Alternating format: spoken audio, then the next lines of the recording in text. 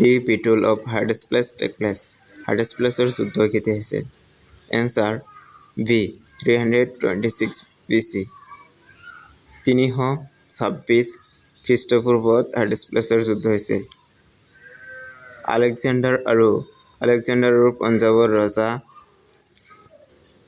পৰজৰ মাজত হাৰ্ডেছপ্লেছৰ যুদ্ধ হৈছিল আলেকজেণ্ডাৰ এই যুদ্ধত জয়ী হৈছিল next question When did the battles of Kalinga take place? কলিঙ্গৰ যুদ্ধ কেতিয়া হৈছিল এনসাৰ এ 261 BC কলিঙ্গৰ যুদ্ধ হৈছিল কলিঙ্গৰ যুদ্ধ কলিঙ্গ ৰজা অনন্ত পদ্মনাভম আৰু অশোকৰ মাজত হৈছিল সম্ৰাট অশোকে কলিঙ্গ ৰজা অনন্ত পদ্মনাভক পৰাস্ত কৰিছিল আৰু কলিঙ্গৰ ৰাজ্য জয়ী কৰিয়াই মৌৰ্যৰ ৰাজ্য নিজৰ অধীনলৈ নিয়ে আৰু জয় হোৱাৰ পাছত তেওঁ বৌদ্ধ ধৰ্ম গ্ৰহণ কৰে সম্ৰাট অশোকে এই যুদ্ধত জয়ী হৈ বৌদ্ধ ধৰ্ম গ্ৰহণ কৰে next question When did the War of Sin take place? সিন্ধুৰ যুদ্ধ কেতিয়া হৈছিল এনসাৰ 712 AD 712 খ্ৰীষ্টাব্দত সিন্ধুৰ যুদ্ধ হৈছিল সিন্ধুৰ যুদ্ধৰ ফলত মোহাম্মদ কাছিমে আৰবসকলৰ ওপৰত ক্ষমতাৰ বিস্তাৰ কৰে next question In which AD did the first battle of Tehran take place? তেহৰানৰ প্ৰথম যুদ্ধ কেতিয়া হৈছিল এনসাৰ ডি 1191 AD তেহৰানৰ প্ৰথম যুদ্ধ হৈছিল তেহৰানৰ প্ৰথম যুদ্ধত মোহাম্মদ ঘৌৰী আৰু পৃথ্বীৰাজ চৌহানৰ মাজত হৈছিল পৃথ্বীৰাজ চৌহানে তেহৰানৰ প্ৰথম যুদ্ধত জয়ী হৈছিল next question In which AD did the second battle of Tehran take place? দ্বিতীয় যুদ্ধ কেতিয়া হৈছিল এনসাৰ সি 1192 AD 1192 খ্ৰীষ্টাব্দত তেহৰানৰ দ্বিতীয় যুদ্ধ হৈছিল এই যুদ্ধ মোহাম্মদ ঘৌৰী আৰু পৃথ্বীৰাজ চৌহানৰ মাজত হৈছিল এই যুদ্ধত আকৌ মোহাম্মদ ঘৌৰীয়ে জয়ী হৈছিল next question When did the Battle of Chandavar take place? চান্দাৱাৰৰ যুদ্ধ কেতিয়া হৈছিল এনসাৰ বি 1194 AD 1194 খ্ৰীষ্টাব্দত চান্দাৱাৰৰ যুদ্ধ হৈছিল এই যুদ্ধ মোহাম্মদ ঘৌৰী আৰু কন্নুজৰ ৰজা জয়চান্দৰ মাজত হৈছিল মোহাম্মদ ঘৌৰীয়ে এই যুদ্ধত জয়ী হৈছিল next question When did the first battle of Panipat take place?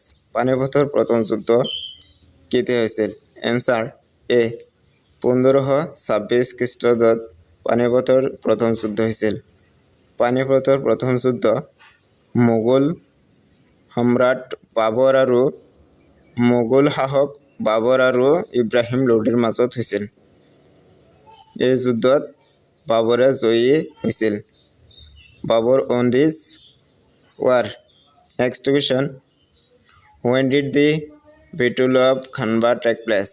খানবাৰ যুদ্ধ কেতিয়া হৈছিল এনসাৰ এ 1527 AD খানবাৰ যুদ্ধ হৈছিল খানবাৰ যুদ্ধ কাৰ মাজত হৈছিল খানবাৰ যুদ্ধ হৈছিল বাবৰ আৰু ৰাণা সাংগাৰ মাজত হৈছিল আৰু এই যুদ্ধত আকৌ বাবৰে জয়ী হৈছিল next question When did the Battle of Gagra take place?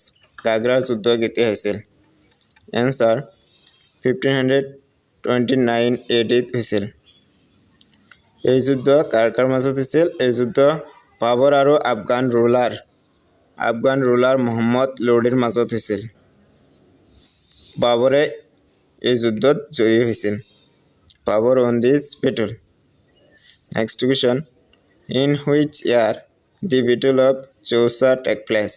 কোন বছৰত চৌচাৰ যুদ্ধ হৈছিল চৌচাৰ যুদ্ধ কোন বছৰত হৈছিল এনসাৰ 1539 AD 1539 খ্ৰীষ্টাব্দত চৌচাৰ যুদ্ধ হৈছিল। চৌচাৰ যুদ্ধ কাৰ কাৰ মাজত হৈছিল? শ্বেৰ খান এণ্ড হুমায়ুনৰ মাজত। শ্বেৰ খান আৰু হুমায়ুনৰ মাজত চৌচাৰ যুদ্ধ হৈছিল। শ্বেৰ খানে এই যুদ্ধত জয়ী হৈ নিজৰ নাম পৰিৱৰ্তন কৰিছিল। তেওঁৰ নিজৰ নাম শ্বেৰ শ্বাহ চুৰি কৰে। এই যুদ্ধত জয়ী হৈ নিজৰ নাম শ্বেৰ শ্বাহ চুৰিলৈ ৰূপান্তৰ কৰে।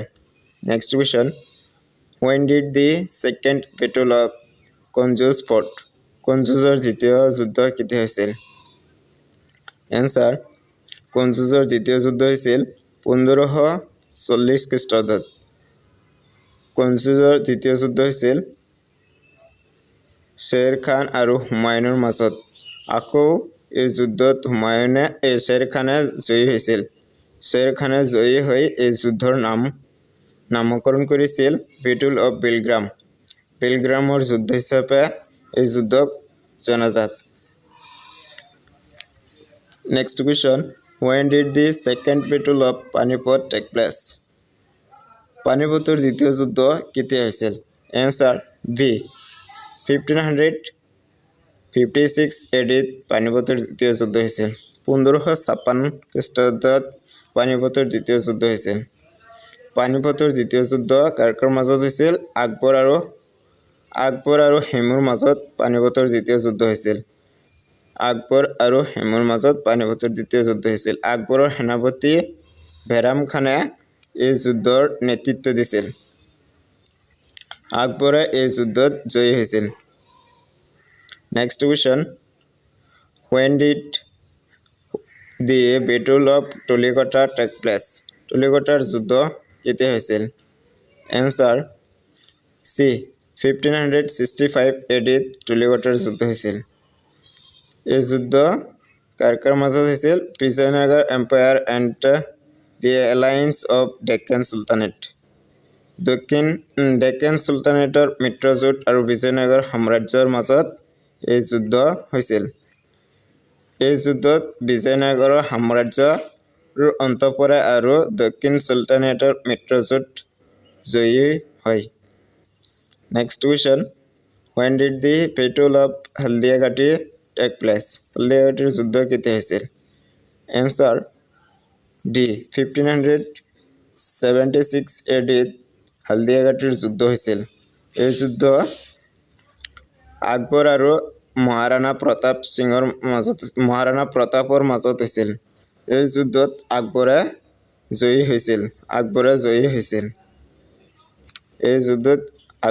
হৈছিল। Next question, when was the battle of Plassey fought? পলাচীৰ যুদ্ধ কেতিয়া হৈছিল? এনচাৰ এ, 1757 AD-ত হৈছিল।